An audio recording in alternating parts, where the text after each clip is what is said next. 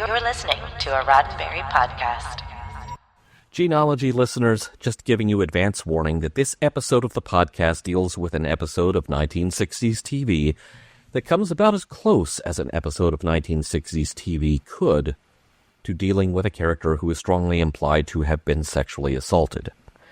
It's all probably very watered down by the standards of modern TV, but for those sensitive to this topic, this is your heads up that you may be disturbed by the subject matter dealt with in the recap and our discussion.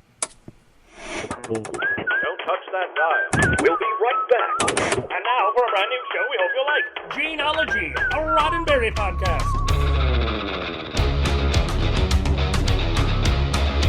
Episode 62, The Affair with Browning's Woman. Welcome to Mission Log Gene-ology. I'm Earl Green. And I'm Ashley Thomas. Each week on Gene-ology, we assess Gene Roddenberry's early TV writing to see if his love affair with certain morals, meanings, and messages could be found long before they made their way into his most famous work, Star Trek. This week, return with us to Wrangler for The Affair with Browning's Woman, an episode title that seems to want to become very literal. Hey, Earl, spoilers. Good grief. Sorry. It's okay.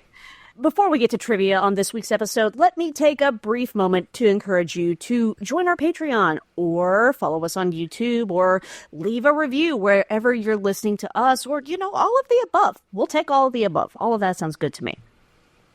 Folks, Patreon is your gateway to all things Mission Log, including exclusive access to the unedited version of our show and our private Discord server where you can interact with us, me and Earl, your hosts, during scheduled live chats, along with occasional screenings. You can access all of this for just $1 a month. So head over to patreon.com/missionlog to see what tier works for you and join the conversation. By the way, reviews really help our show more than you know. Even if you can't come up with the words for a written review, a 5-star rating really does go a long way to tell the algorithm that, hey, you like us, you really like us, and that other people might like us too. We're counting on our loyal genealogists to help spread the word. And now, this week's trivia. Earl, did you find something to love in trivia today? Oh, there's a lot to love in the trivia. All right. I am still very set on adding to the members of the Sam the Horse fan club. You're already in the presidential spot. I'll take VP. We need secretary. We need treasurer. Yeah, lots of folks come join us in the Sam the Horse fan club. We'll just drive the van around on the recruiting drive. How's that sound? Right. We'll put a banner out on the side of the van. I love it. Now, we have arrived this week at the 4th episode of Gene's Wrangler series, which aired August 25th, 1960, and we are back on an episode written by Gene himself. Now, here's the curious thing. IMDb once again has a full cast listing for this episode, which had, in addition to Jason Evers, a cast of only 4 other actors. It's probable that these names were published in the pages of, say, TV Guide in 1960, so there's a plausible explanation for where these credits come from. Still, I find myself asking, are we the only people who have not seen these episodes? There is a mystery in Wrangler's IMDb listings for which I cannot account, and that is the name of actor Eli Borax, which appears in the listings for every episode of Wrangler on IMDb as Cowboy Sidekick. I have looked through every Wrangler script's dramatis personae for a cowboy sidekick. I haven't found a single one, unless he was one of the unnamed ranch hand extras at the scripts of Episode at the Bar M or A Time for Hanging, or the upcoming incident at the Wide Loop called for. IMDb makes it sound like he's hanging around with Pitcairn in every show, and not that I've noticed. Pitcairn does not have a sidekick with fewer than 4 legs. It's fairly common practice for a show to have a regular retinue of extras who are put into different costumes from week to week to fill out the background of various scenes. In fact, if you fast forward to the early days of Star Trek The Next Generation, I distinctly remember Starlog's official Next Gen magazine profiling the recurring background extras from the early seasons of that show and kind of affording them minor celebrity status in the process. So it's possible that Eli Borax was being dropped into cowboy gear every week to fill out the ranks of Bar M's crew or Brady's ranch hands who disarmed the rustler in A Time for Hanging or what have you. Sadly, we lost Eli in 2017, so IMDb making him out to be the show's co-star will remain a mystery for now. So, who is in this episode? We have Julie Adams as Eve Browning. Born in Iowa and raised in central Arkansas before she left the South behind at the age of 19 to live with relatives in California and be where the action was in her chosen career of acting, Julie Adams had already scored what may still be her best-known credit, co-starring in The Creature from the Black Lagoon. She was a contract player for Universal Studios at the time, which promoted her with such claims as that her legs, supposedly the most symmetrical in the world, were insured for $125,000 in 1950s money. Okay. She continued amassing both TV and feature film credits throughout a long and varied career. Guest shots on Alfred Hitchcock Presents, Perry Mason, The Girl from U.N.C.L.E., Night Gallery, Search, Kolchak the Night Stalker, and even as recent as the Season 3 opener of Lost. She was a series regular on this Jimmy Stewart show in the 1971-72 season. 10 years later, she co-starred in the series Code Red with Lorne Greene, about a family whose lives were intertwined with their duties as part of the Los Angeles Fire Department. She had a recurring role across several seasons of Murder, She Wrote. In 2011, she published her memoir, The Lucky Southern Star, Reflections from the Black Lagoon, co-written with her son. We lost Julie Adams in 2019. Richard Cowell guest stars as Vince Carter. There's a lot less biographical information on Richard Cowell, just a list of credits on IMDb, which makes it look like Wrangler was his first TV role in a career that consisted mostly of movie appearances. So again, we have a movie actor showing up on the small screen in Wrangler. His handful of other TV credits include Death Valley Days and the 1979 miniseries Studs Lonigan. IMDb shows him making uncredited appearances on Gunsmoke and The Addams Family as well. His film credits included The Choppers, Deadwood 76, and, much more recently, Last Dance and Furnace. Richard Cowell died in 2011. Professor Michael Burns as Clary Browning, only he wasn't a professor just yet. Wrangler is only Michael's second acting credit on IMDb at a point when he was starting out as a child actor. Other credits from this very early part of his career included The Twilight Zone, Alfred Hitchcock Presents, and he even scored some series regular roles such as the younger brother in the short-lived Glenn Corbett series It's a Man's World, and then in later seasons of Wagon Train as young Barnaby West. He continued landing frequent guest starring roles as he advanced into his teens and 20s, perhaps most infamously as Benji Blue Boy Carver in the LSD Story episode of Dragnet, where he got to be on the receiving end of Jack Webb as Joe Friday asking him, "You're pretty high and far out. What kind of kick are you on, son?" The guest shots kept coming. Then came Bronson, The Partridge Family, Love American Style, even the Fembots in Las Vegas two-parter on The Bionic Woman. And then Michael stepped away from his acting career to resume college and study history. He graduated Yale with a Ph.D. in history in 1977 and published his first book in 1984, one of several that he wrote about the Dreyfus Affair. From 1980 until he retired in 2002, Michael was a history professor at Mount Holyoke College, after which he retired to Kentucky to raise horses. So far as I know, he is still with us, and I wonder if he remembers anything about shooting Wrangler. I mean, he might be more amenable to talking about that than rehashing that Dragnet episode again. Hey, maybe. William Redfield guest stars as Clint Browning. Though he was already acting at the dawn of television drama in the United States, Clint Browning is yet another member of this episode's cast best remembered for film roles. The Fantastic Voyage, Death Wish, and One Flew Over the Cuckoo's Nest, being the most high-profile highlights of his film career. On TV, he appeared in the Philco Television Playhouse, Mr. District Attorney, Tales of Tomorrow, the United States Steel Hour, the Kaiser Aluminum Hour, Insert Metal Here Hour, Alfred Hitchcock Presents, Bewitched, and NET Playhouse. NET being National Educational Television, the immediate precursor to the U.S. Public Broadcasting Service. He was Ned Land in R.C.A. Victor's 1954 Double 45 book and record of Disney's 20,000 Leagues Under the Sea, predating the founding of Disneyland Records. It was during filming of One Flew Over the Cuckoo's Nest that William Redfield was diagnosed with leukemia and given 18 months to live. And he died in 1976, almost 18 months to the day after that diagnosis. He's quoted as saying, "Let's face it, movies are the swellest way to make money that ever happened in the history of the world." Co-signed. That's the entire cast so far as we know, but it's not like the script contains any extra characters that are unaccounted for.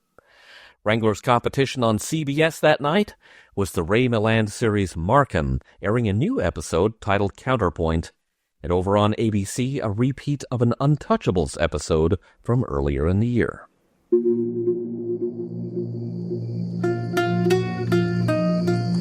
Funny thing, you can fight back loneliness, think you've got a beat, and suddenly it whelms up and hits you like chills and fever. The fact has occurred to me too, ma'am. Like you said earlier, maybe it's spring season. I'll admit it. I feel kind of strange, nervous, or is that just imagination? Well, I reckon not. Weather warms up, new growth buds out, things begin happening. I guess you can't live close to the country without some of it rubbing off. You Wranglers have a saying about spring, don't you? Nothing I'd care to repeat to a lady. I like to think I'm a lady. Even living out here, like this. You've got some pretty strong principles yourself, I can tell. Hard for a traveling man to be an angel, ma'am. But you're married. Happens I've got strong opinions on that. I was sure of that.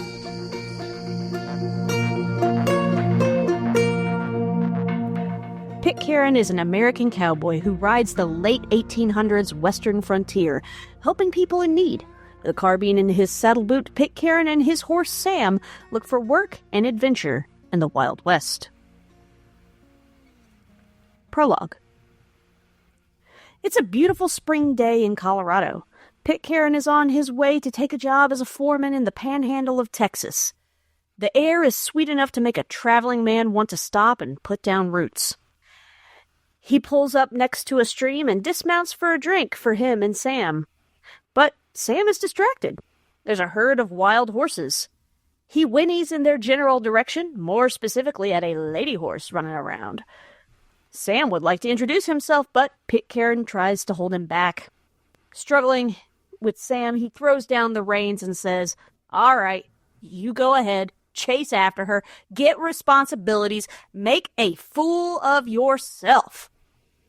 Sam starts off towards the horse, but stops and looks back towards Pitcairn. "Yeah, you ought to look ashamed. Anyone that can take or leave women, Mr.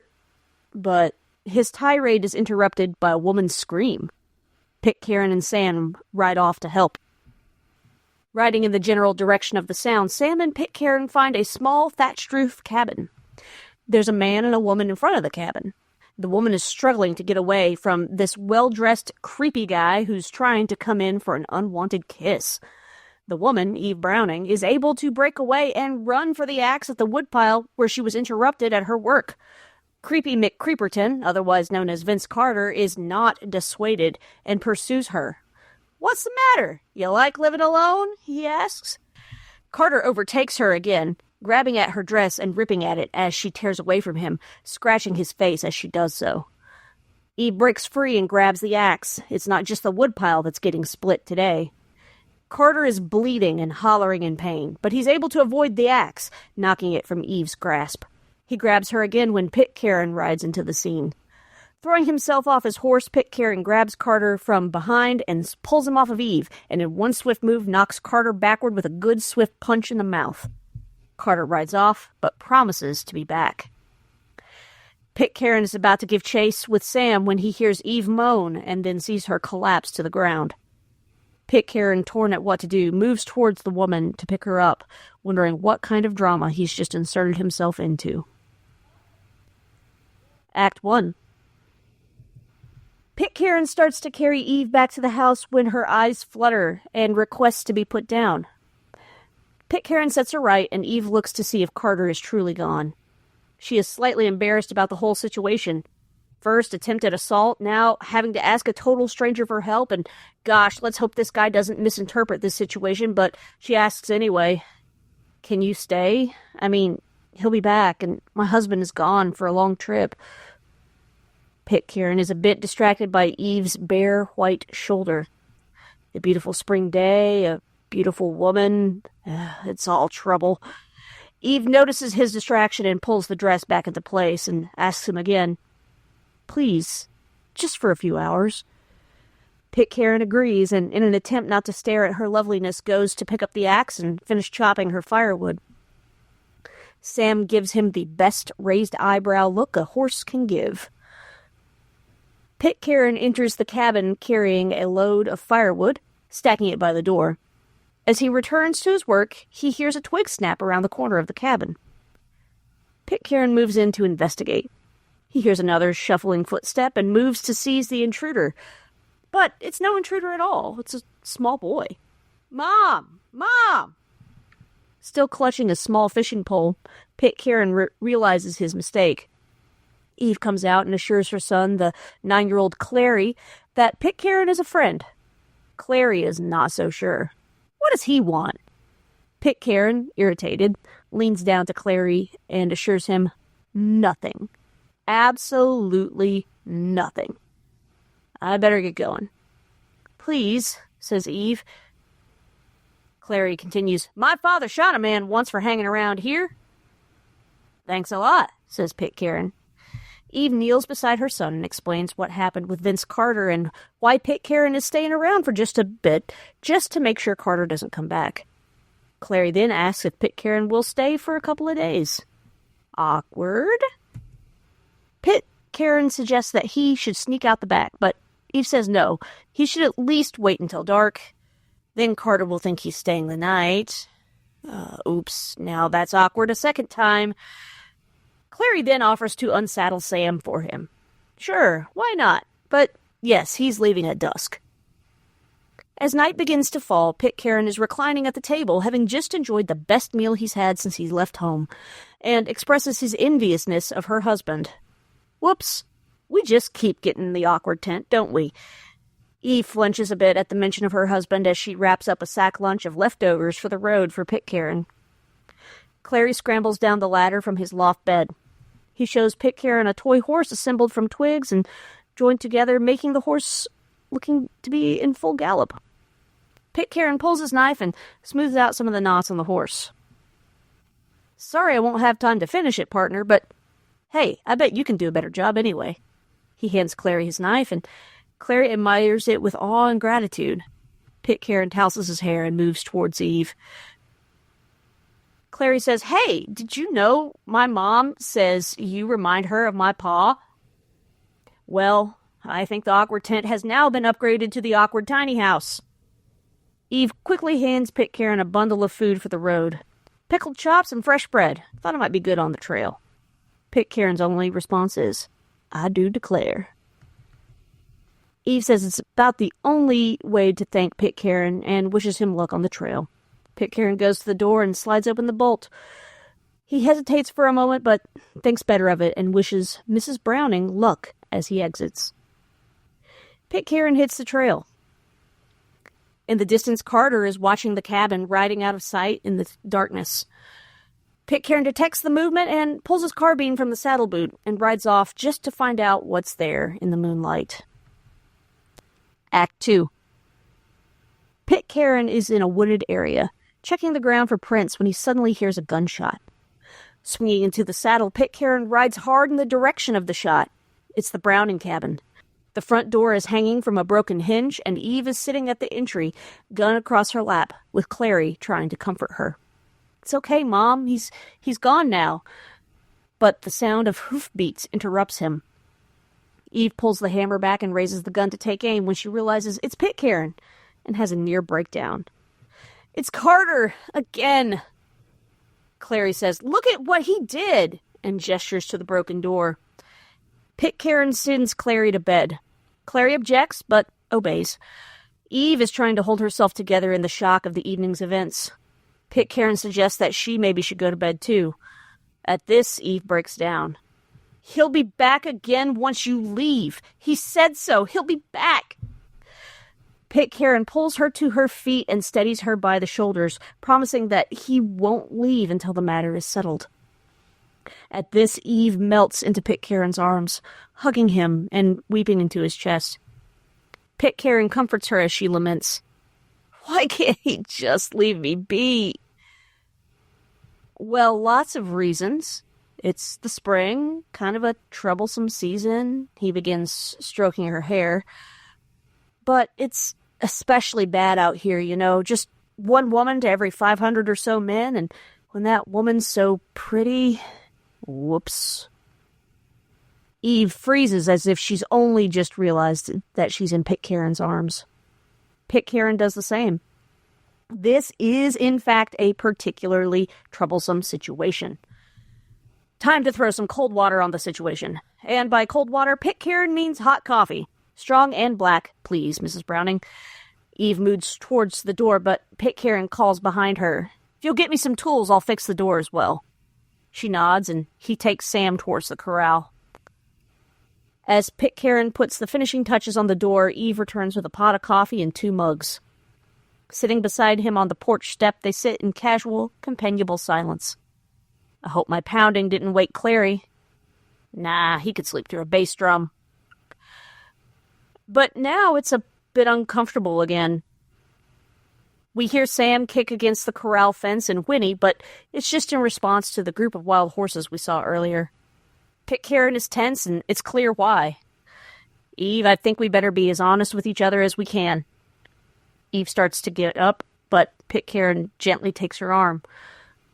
"Found out a long time ago that if you get a tick under the skin, the best thing to do is just cut deep and get rid of it." "Funny thing," Eve says. "You can fight back loneliness, think you got it beat, and then suddenly it whelms up and hits you like chills and fever. The fact has occurred to me too, ma'am." Like you said earlier, maybe it's just the spring season. I'll admit it, I feel kind of strange, nervous, or is that just my imagination? "I reckon not," says Pitcairn. "Weather warms up, new growth buds out, things begin happening. I guess you can't live close to the country without some of it rubbing off. You Wranglers have a saying about spring, don't you? Nothing I'd care to repeat in front of a lady." "I'd like to think I am a lady, even living out here like this." "You've got pretty strong principles, Mr. Pitcairn, I can tell." "It's hard for a traveling man to be an angel, ma'am, but you're married." "Happens I got strong opinions on that." "I was sure of that," she says. "How long has your husband been away?" "He'll be gone a considerable time yet. But hey, it's getting chilly out here. You might want to put your bedroll down by the fireplace. You'll be more comfortable. I won't be afraid now." They bid each other good night. Later, Pitcairn is seated at the table, working on the toy horse for Clary. Clary descends the ladder from his loft bed. "Pitcairn? Thought bass drums couldn't wake you." Clary sees Pitcairn's work and says, "I bet even my pa couldn't do that." "I bet he could do much better," he says. Clary then goes on to tell him that his mother cried after Pitcairn left today, and invites him to stay. Pitcairn says that Clary's pa probably won't like that, but then Clary sadly tells him that his pa probably won't ever be back. Sheriff Hawkins says they'll likely keep him for life. Eve enters the scene and sends Clary to bed, but not before Clary asks him again to stay. Finally, Eve gives Pitcairn the whole truth. Vince Carter had a brother named Adam. Proud, wealthy men who owned the biggest ranch in the valley. The kind of men who think any women ought to welcome them. When they moved here, they started dropping by. The Brownings tried to be friendly and neighborly, but they wouldn't have it that way. Clint, her husband, he could only stand so much. It started with Adam and Eve jokes, ha ha ha. But then Adam showed up one day while Clint was gone. Well, Clint rode in like Pitcairn did today and killed him. Vince paid off the jury and Clint got life in prison. He's been there 3 years, and Eve wants to wait for him, but what's a woman to do? Pitcairn is aghast. You've been running this place on your own for 3 years? Eve kept hoping that Clint, as strong and clever as he was, could break out, send him all the money we had left. One of the guards was an old army friend, but he wrote last month and said there was no hope. Can't go on, Pitcairn, she laments. It takes a man to run cattle, raise food. It's just not fair to Clary. I just can't take it. Pitcairn lays a hand on her shoulder. No woman I've ever met could have made it this long, Eve. Quickly she responds, like you said, it's just the spring season. Folks don't just meet and fall in love with a matter of hours, don't they? You're a free man, traveling, no responsibilities.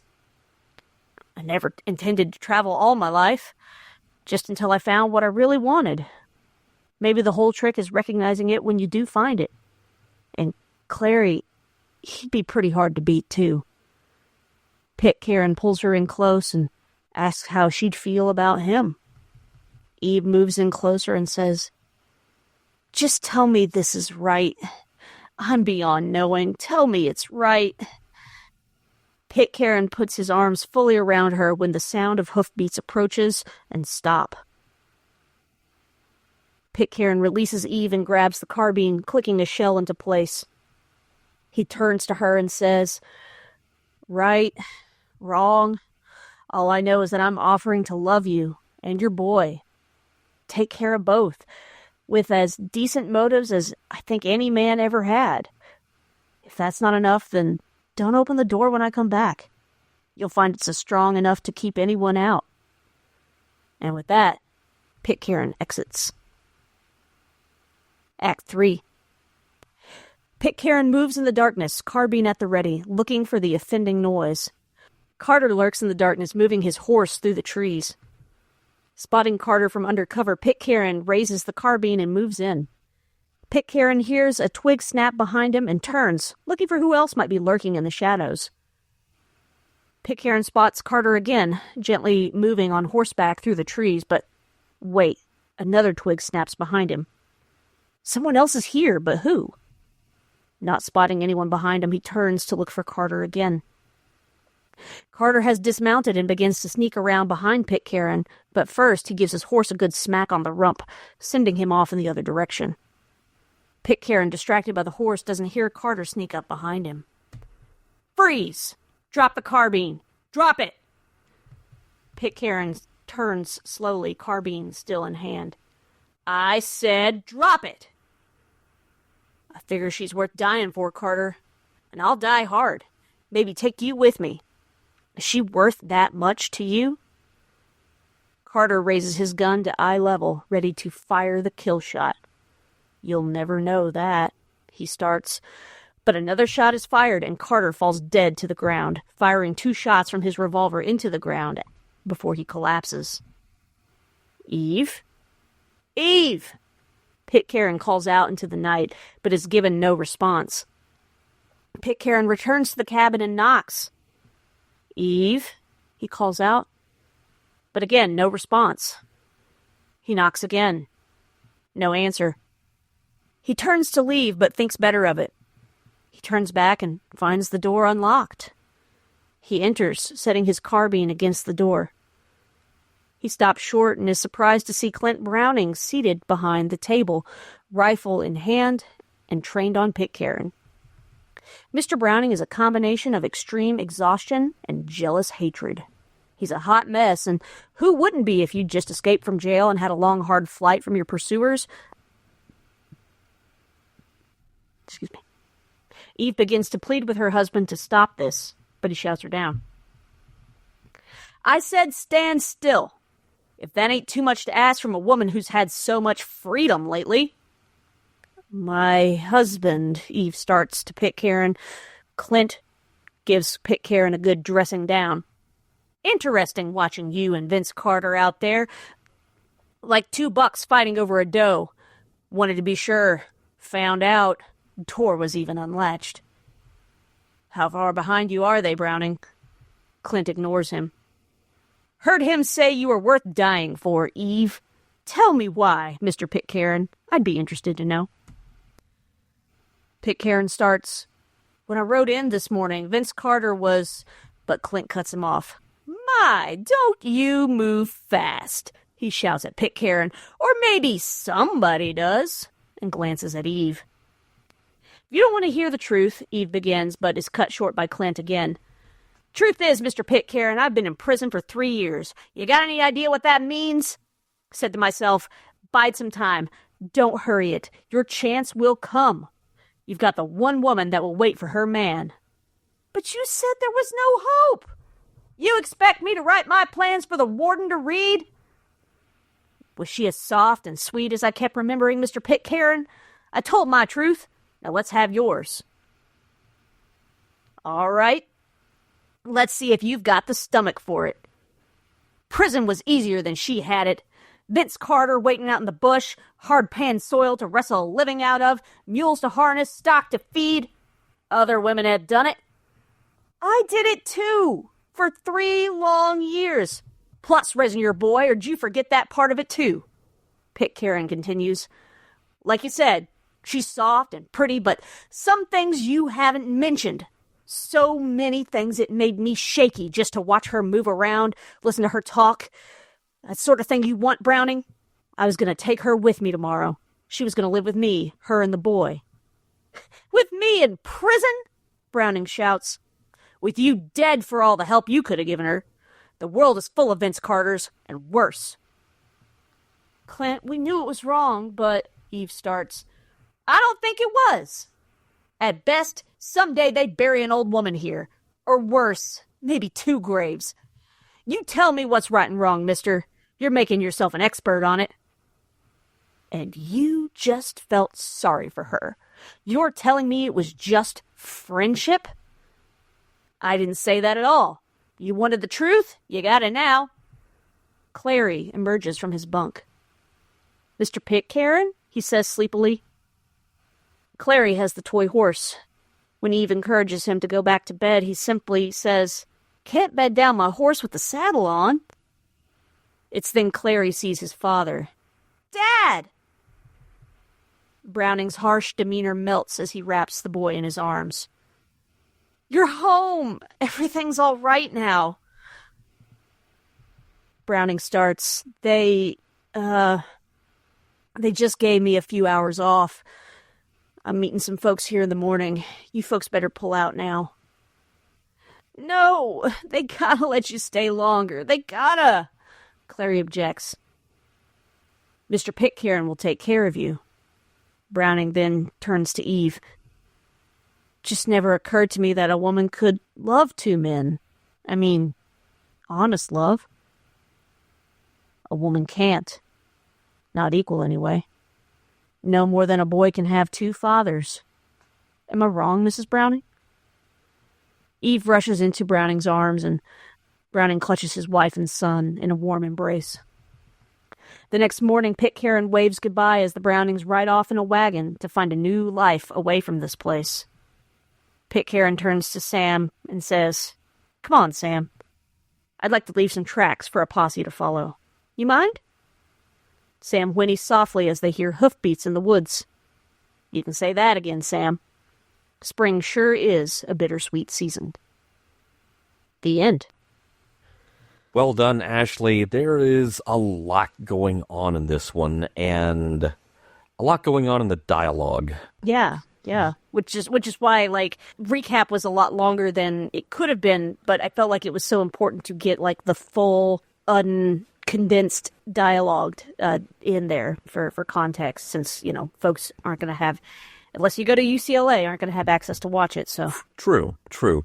And Yeah. the interesting thing is, since we have two different drafts, less than a month apart, there are some interesting differences in the dialogue from one version of the script to the next. So we have two different drafts here, one dated May 23rd, 1960, and a final draft dated June 9th, 1960, that contains some pink revised pages dated June 15th, 1960, because sometimes labeling something a final draft is just tempting fate to prove you wrong on that whole final thing. Kind of up there with Final Destination, really, if you think about it. Carter gets an extra line in that first draft, which is omitted from the final draft on one of the pink pages. In the scene where Pitcairn scares Carter away from Eve by showing up right after Eve says, "No, Carter, please," Carter gets this line, "You don't know when you've struck it lucky," with stage directions indicating that he grabs Eve and pulls her up close when he says that, and ew. There's another difference in Carter's last line, not quite as consequential, before he flees the scene. In the earlier draft, he says, "I'll be back, woman, I'll show you yet." Whereas in the final draft, again on the same pink revised final draft page, he says, "I'll be back here," which, sounds like he's coming back and maybe bringing pizza this time. Not really sure which of those I prefer. neither one's particularly good. They're both skeevy. Yeah. And gross. Very, yeah. In reading both scripts at around the same time, I think I realized what the reason for the revision was, and it's more of a technical reason than a dramatic one. In the final draft, after Eve faints, there is a call-out for Fade to Black in the show's main titles, and that is not in the same place in the earlier draft. So it could be that the show's format, which, from what we've been able to tell so far, is a cold open teaser, main titles, and then 3 acts. It could be that that format was arrived at fairly late in the proceedings, maybe as a side effect of the show being shot on videotape. I am a bit troubled, and boy, there's going to be a lot of this in discussion. This is like almost the least troubling of the troubling things, by some of the stage directions. And this isn't anything the audience would have been aware of. It's there to inform and guide the actors' performance choices, maybe the director's choices. The stage directions say this just after Eve asks Pitcairn to stay and mentions that her husband is gone. Pitcairn's eye is caught by the corner of bare shoulder. The combination of spring and a beautiful woman makes the sight troublesome. He has no wish to get involved with another man's woman, tries not to notice the white shoulder. Eve catches this, quickly pulls the dress into place, turning away from him, embarrassed, but pleading. Now, hold the phone there, Gene. And let's put in a call to Dr. Freud while we're at it, because no one is asking Pitcairn to get involved with another man's woman. Why is that the assumption? Why is that the expectation that gets called out in the script? Is it because the script says, Eve is young, mid-20s, very, very pretty. To be frank, there's a lot of really explicit detail in the script. Like, Eve looks good. Like, yeah. And then so Pitcairn, he's apparently everywhere he goes, he looks makey-outy tonight, so... Yeah. Except for, when he's about to get strung up, but... Yeah. I feel like you're reading my notes here, because this is not a case of, hey, Pitcairn, you are looking very makey-outy tonight. This is, please stick around because I'm worried that guy will be back to assault me and you're the one person who has showed up to help. Yeah. Yeah. And sorry. No woman who has ever been assaulted is immediately going to be, you look makey-outy tonight to another dude. Yeah. That's gross. Like, she's just experienced something horrible and traumatic. She needs comfort, but not that kind. Yeah. And to give the character a little bit of credit, I do like that Pitcairn's like, you know what? I'll be out there chopping your firewood. Sublimate. Yeah. Woo! Go on. Okay, so the earlier draft of the script puts that act break not after Eve faints, but after Pitcairn and Sam have their little humorous exchange. I feel like putting it after the scene with Sam makes it seem like, okay, that was a really bad scene we just came across, but here's a happy-go-lucky, funny tension breaker. I could see why the change was made, because putting it after the little exchange with Sam the horse threatens to steal the thunder of the dramatic moment or make it seem less serious than it actually is. I mean, it's really serious. I think we've established that. That being said, I do like the little thing where Pitcairn tells Sam to cool his jets at the first sign of a pretty horsey face. That scene's kind of funny. I mean, it's just that you can't make that the act out.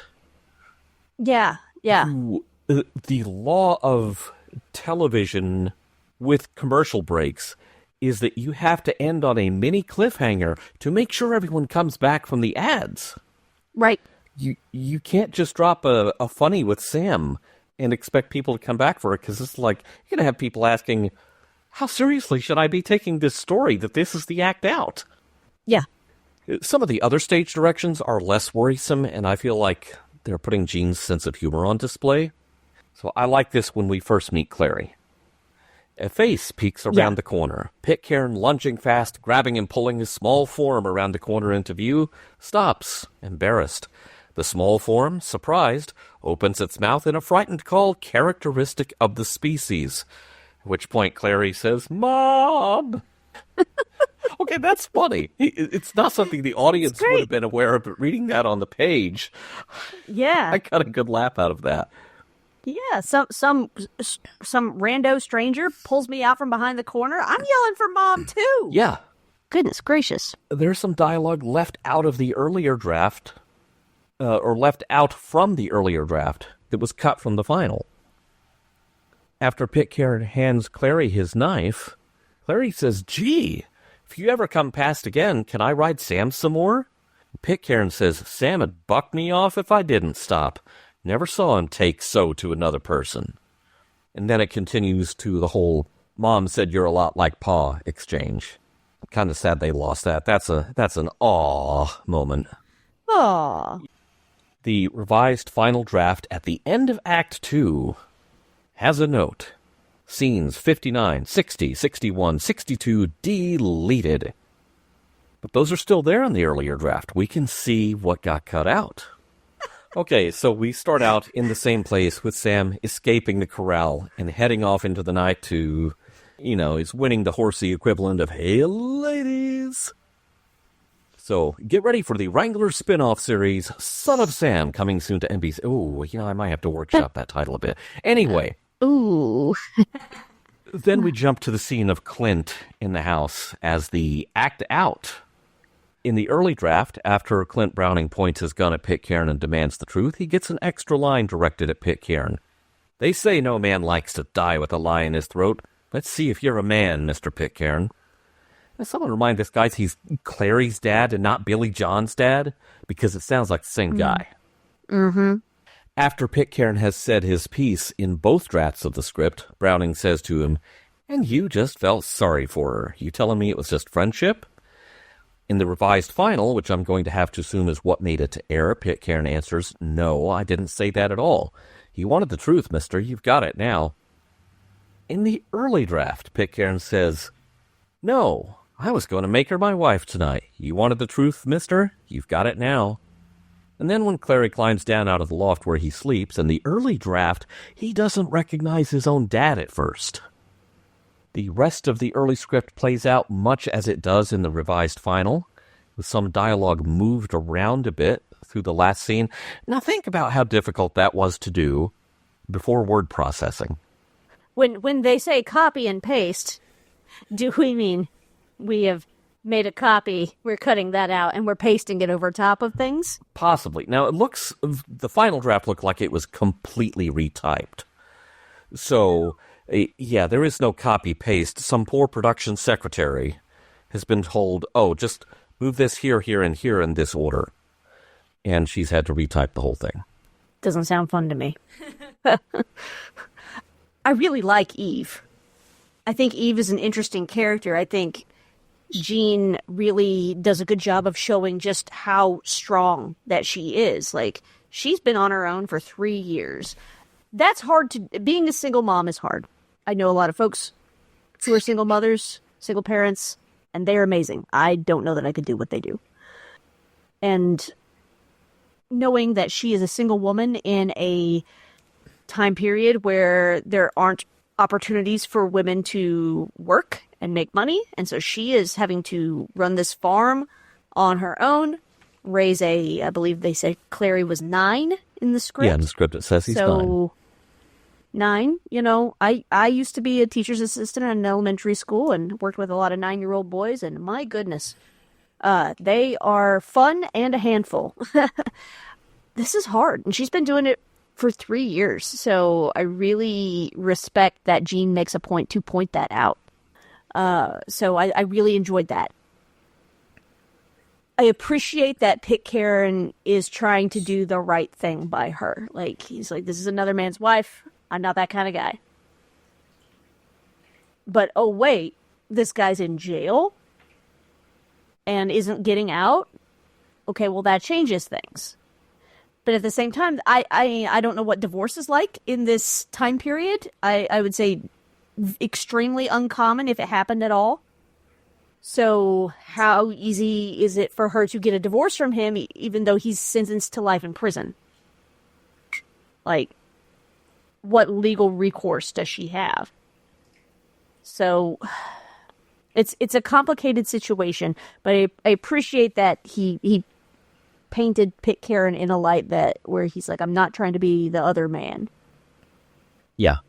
But then, there's other things that make that complicated later in the script, and we'll talk about that more in discussion.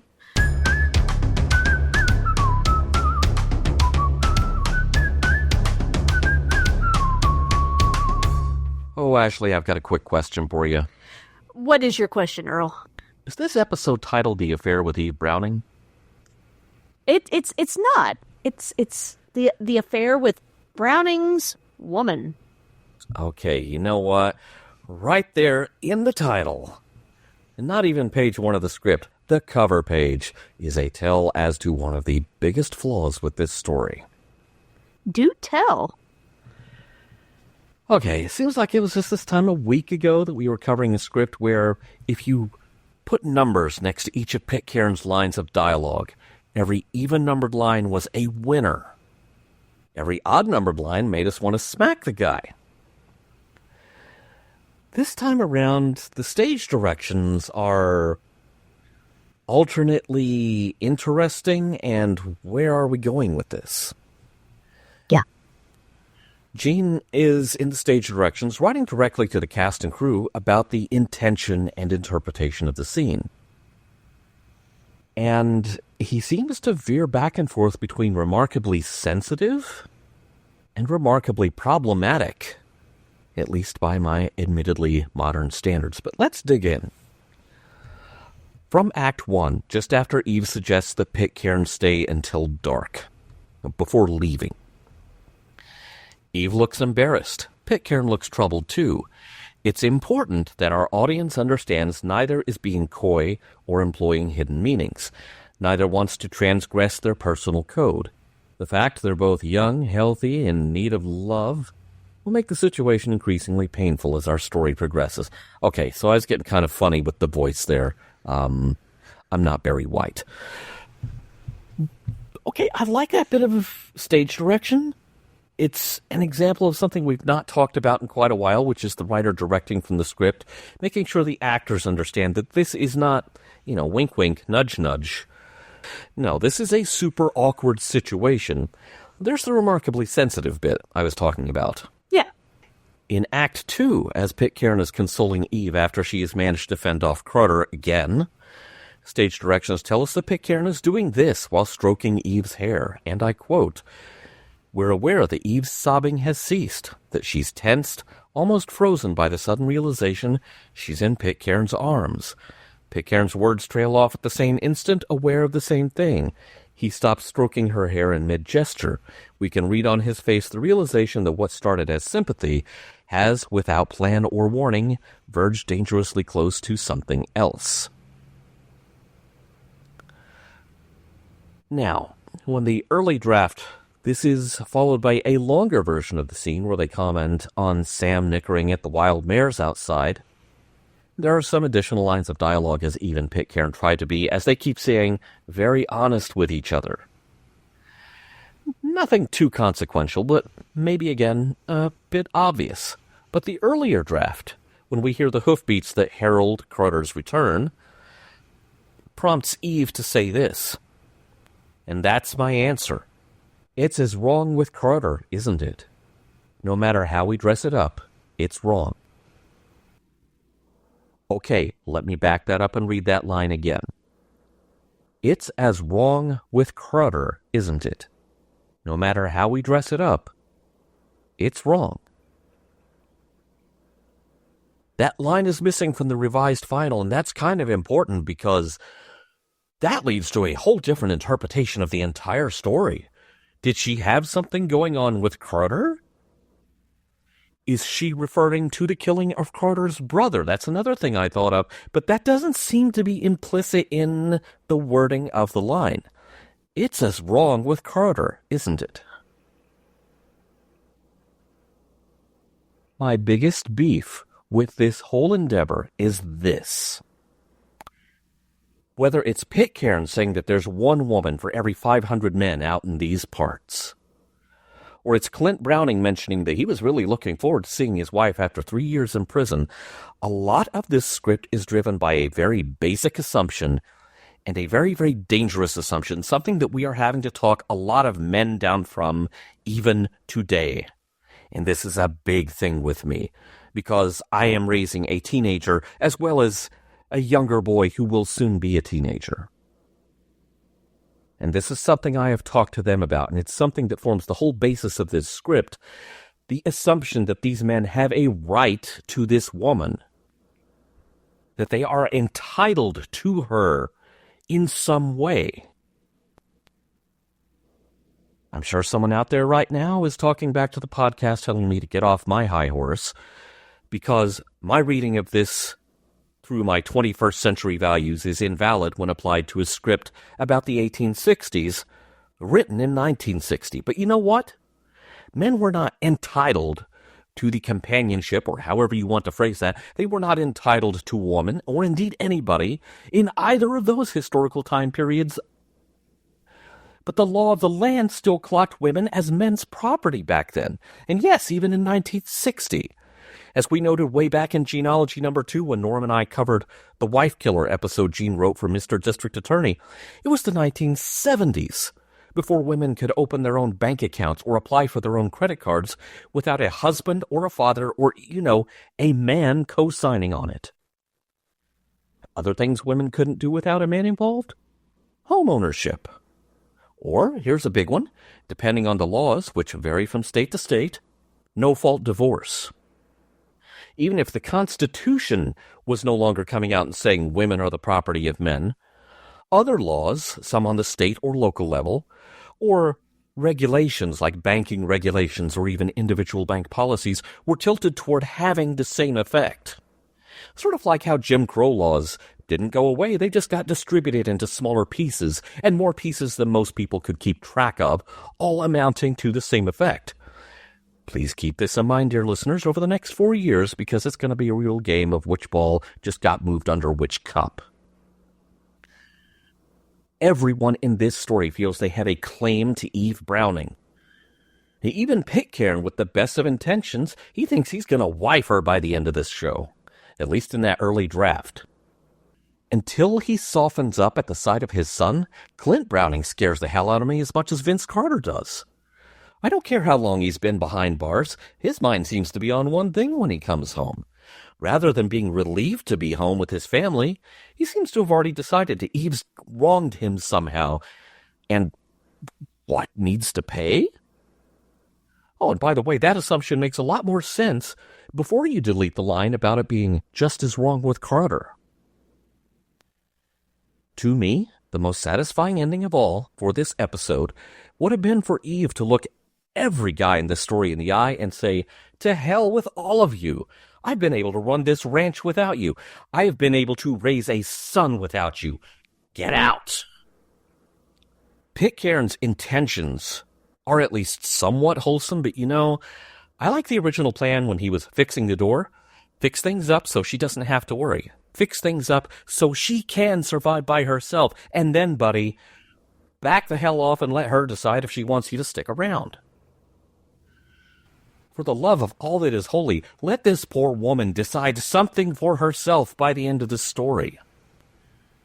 End of sermon. Sorry. I don't think you got anything to apologize for, friend, because, yes and amen to all of that.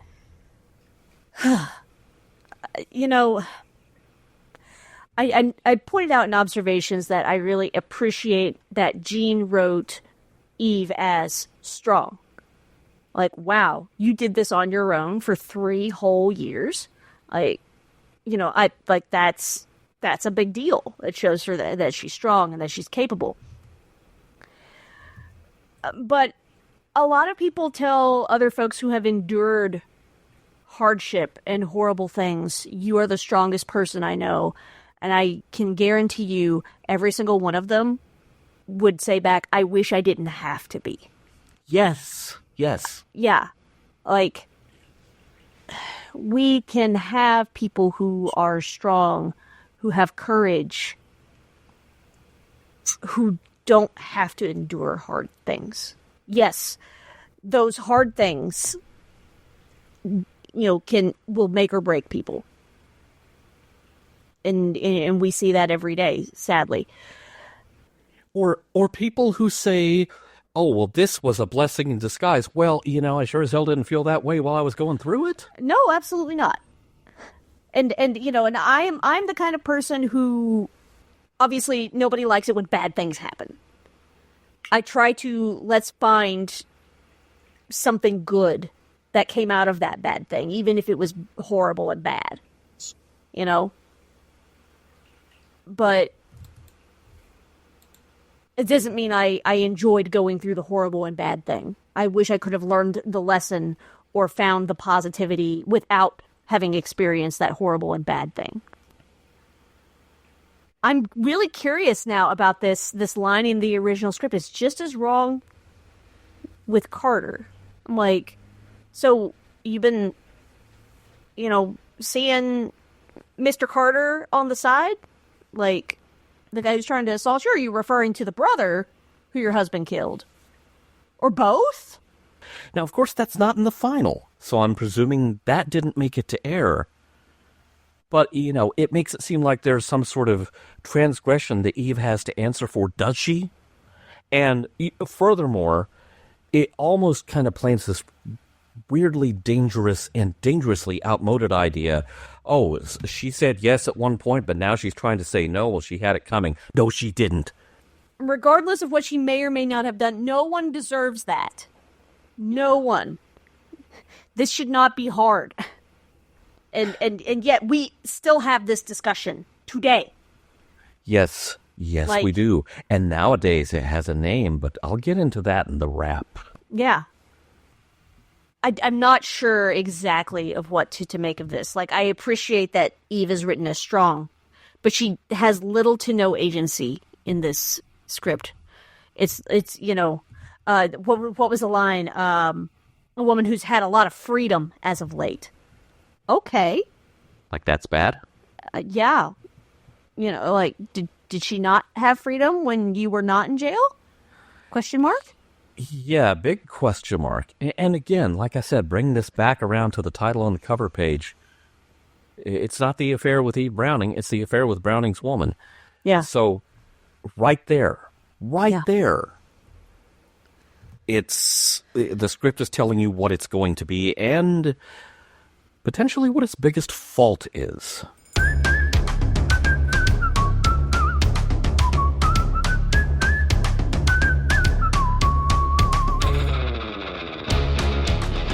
Well, Earl, this is a tough one because there's a lot of underlying questions about consent. There's questions about agency. There's questions about abuse. There's implied assault and explicit assault. This is a really hard episode. I'm honestly kind of surprised this made it to air. If it made it to air the way it looks on the page, I'm stunned, frankly. Yeah. This is really jumped up very high on the list of episodes I would love to actually see, because I want to see if it got in any way neutered or defanged, really, on its way to the screen. What we have is words on a page, and which brings me to this line. Tell me this is right. I'm beyond knowing. Just tell me it's right. The whole episode seems to fixate on that question because of when it was written and the societal norms that were in place at that time. Because it's looking in that direction, sort of like Pitcairn getting distracted by all these snapping twigs in the dead of night, it's kind of missing the bigger problem, which again gets back to, as you said, consent and agency. My huge problem with this script is that long before we had words like incels to describe them, Gene has written a story full of men who feel entitled to the one woman in the story. That's a problem because none of them are. Even Pitcairn, with his sensitivity and his kindness and his protectiveness, does not automatically get a claim. It's not transactional. We may have a handy word for this kind of person now, but of course these kinds of guys have been around probably ever since multicellular life forms decided that mitosis just wasn't as much fun as other ways of propagating the species. We can't possibly buck tradition, maybe tell a story where Eve decides that none of these guys need to be in her orbit, but given the realities of life for women at the time, because going back to all those things women weren't allowed to do until the latter half of the 20th century, it's not like Eve has those options. Society won't let her. But the script could have. The script could have been more aspirational. It is tense, it is exciting, but at the same time, it's kind of infuriating. So maybe the message here is, for those of us in early 2025, let's make sure we don't return things to the point where Eve is in this story, with no options that don't involve a man being in her orbit, whether it's the kindly wandering stranger, an out-of-control animal, or a husband who, upon returning home, hurls accusations at her, kills a man, and points a gun at a stranger in front of his kid. Let's avoid rewinding to the 1860s. That is my takeaway for a message here. How about you? I wish we could see how this played out. I appreciate that we are working within the confines of a particular time period, not just the 1860s or 1880s, wherever this takes place, but we're also operating within the fact this is written in the 60s. Late 50s, early 60s. And women still don't have that kind of agency in this time period, even, almost 100 years forward in time. It was less common back then, but today, not every person gets married or stays married. Or wants to be married. Why are we not making space for those people to exist as well? Their freedoms and choices should not be limited because they don't have a husband. And that is sadly not the message that we get from this story. We get Eve must choose between awful, and better, but still not ideal. I do commend Gene for writing Eve as strong. He makes a point of saying, yes, Eve is strong and capable and smart. And she's good looking too. So, she's the whole package.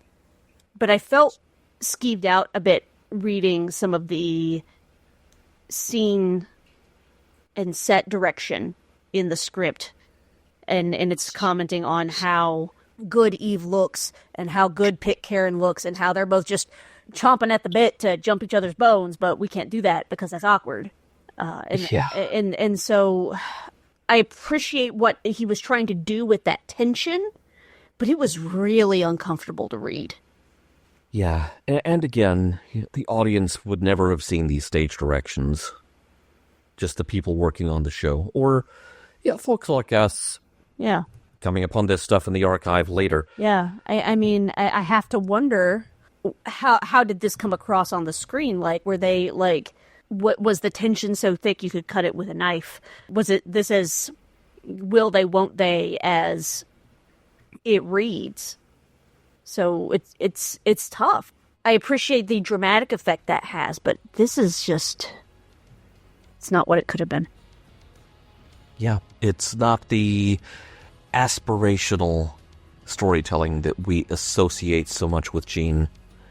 And yet, we have already gotten some tastes of that, which is what makes this all the more frustrating. Right. I think we may be closing in with each passing week on why Gene didn't talk about this show afterward. Yeah.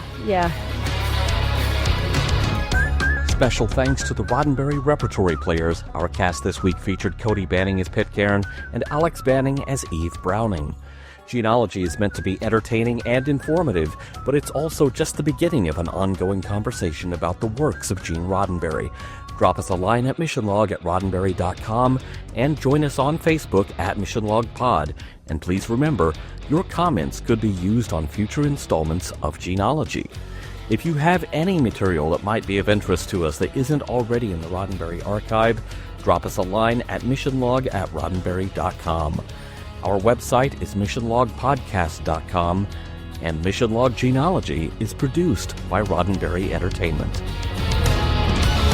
On the next Gene-ology, Incident at the Wide Loop. Special thanks to consulting producers Matt Esposito, Homer Frizzell, Rand Hurl, Tom Kozak, Julie Miller, Mike Richards, Mike Schabel, Paul Shadwell, and David Takechi.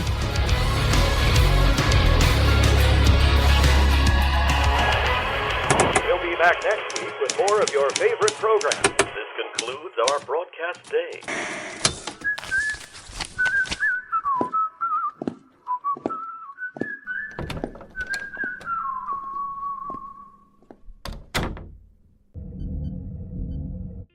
This is a Roddenberry podcast. For more great podcasts, visit podcast.roddenberry.com.